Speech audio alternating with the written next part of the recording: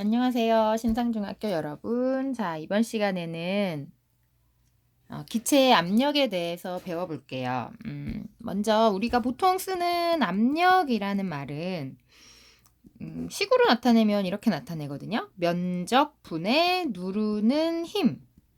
그래서 단위 면적, 그러니까 면적 1만큼의 면적을 누르는 힘이 얼마인가, 이거를 우리가 보통은 압력이라고 해요. 그래서 뭐 연필 한 자루를 양손으로 한 손으로는 뒷부분을 누르고 한 손으로는 이 심부분을 누른다고 해봅시다. 그러면 같은 힘으로 양쪽을 눌렀을 때 어디가 더 아프겠어요?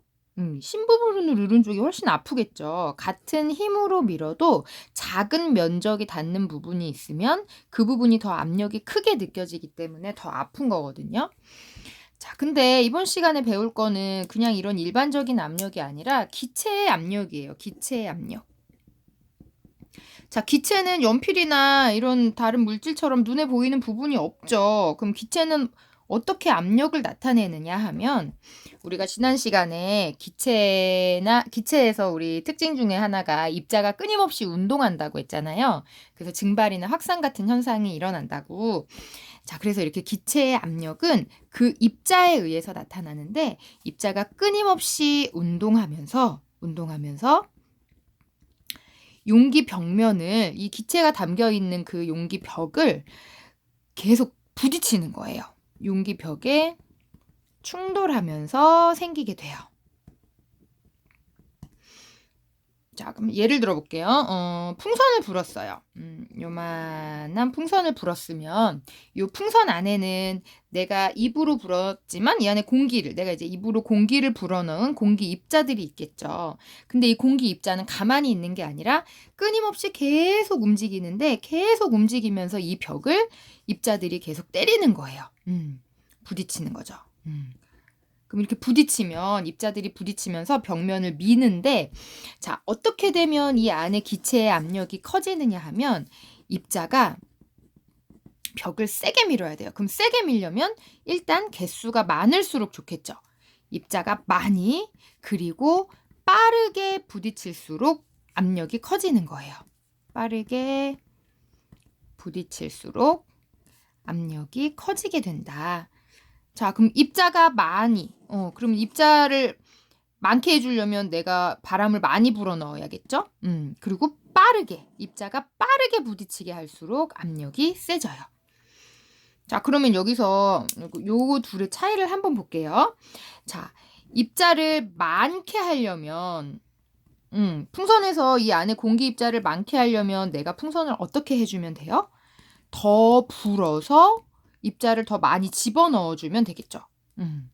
그러면 그 안에 압력이 커지겠죠. 그래서 풍선이 더 부푸는 효과가 나타나게 돼요. 자, 또 하나. 입자를 빠르게 움직이게 해주려면 어떻게 하면 될까요?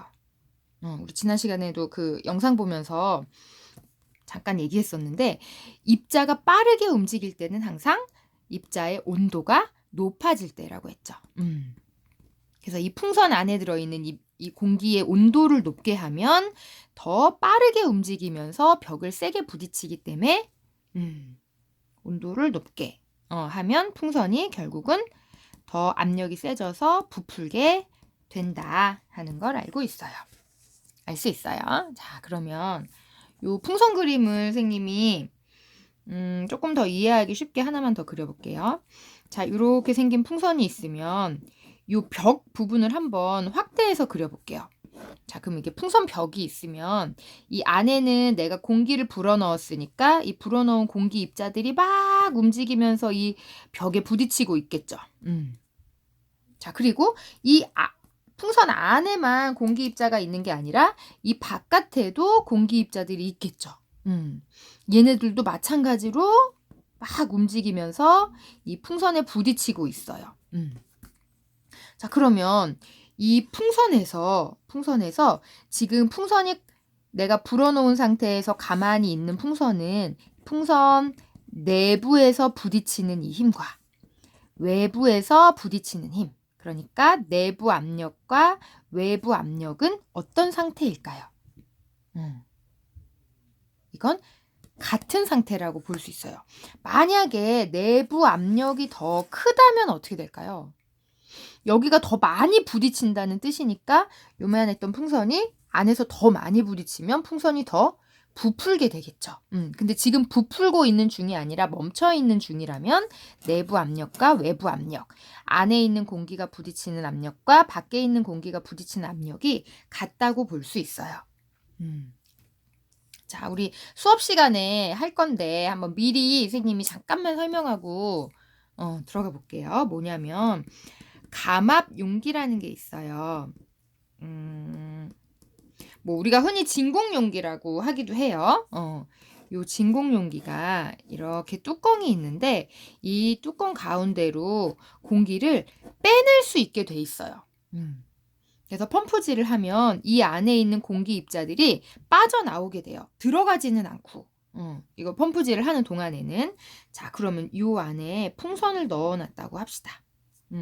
그럼 풍선 내부에도 이 공기 입자가 있을 거고 풍선 밖에도 공기 입자가 있겠죠. 모두 막 다 같이 다 움직이고 있는 상태겠죠. 그런데 처음에는 공기를 빼내기 전에는 안이나 밖이나 같은 비율로 공기 입자가 존재하겠죠. 자, 그럼 여기서 만약에 공기를 빼내면 어떤 일이 일어날까요? 공기를 빼내면. 자, 공기를 빼낸다는 말은 요 풍선 안에 있는 공기를 빼낼 순 없죠. 풍선 바깥에 있는 공기를 빼내니까 풍선 외부에 입자 수가 어떻게 되는 거예요? 감소하겠죠. 공기를 빼냈으니까. 자, 이 말은 입자 수가 감소한다는 말은 풍선 외부에서 풍선에 부딪히는 충돌 횟수가 어떻게 된다는 뜻이에요? 입자가 줄어들었으니까 부딪히는 횟수도 그만큼 줄어들었겠죠. 자, 그렇게 되면 이제 풍선 내부와 외부의 압력이 처음에는 같았겠지만 이제 차이가 생겼죠. 외부의 충돌 횟수가 줄어들었기 때문에 어디에 압력이 더 커요? 풍선의 압력을 보면 내부 압력이 더 커지게 되는 거예요. 자, 이렇게 되면 풍선이 커질까요? 작아질까요? 내부의 압력이 커졌으니까 안에서 바깥으로 밀려는 힘이 더 커지는 거겠죠. 그럼 풍선이 커지게 되는 거예요. 반대로 이 커진 풍선에서 공기를 넣었을 때는 또 반대 상황이 나타나겠죠. 요거 실험 한번 나중에 우리 수업 시간에 해볼게요. 자, 이번 시간 설명은 여기까지입니다.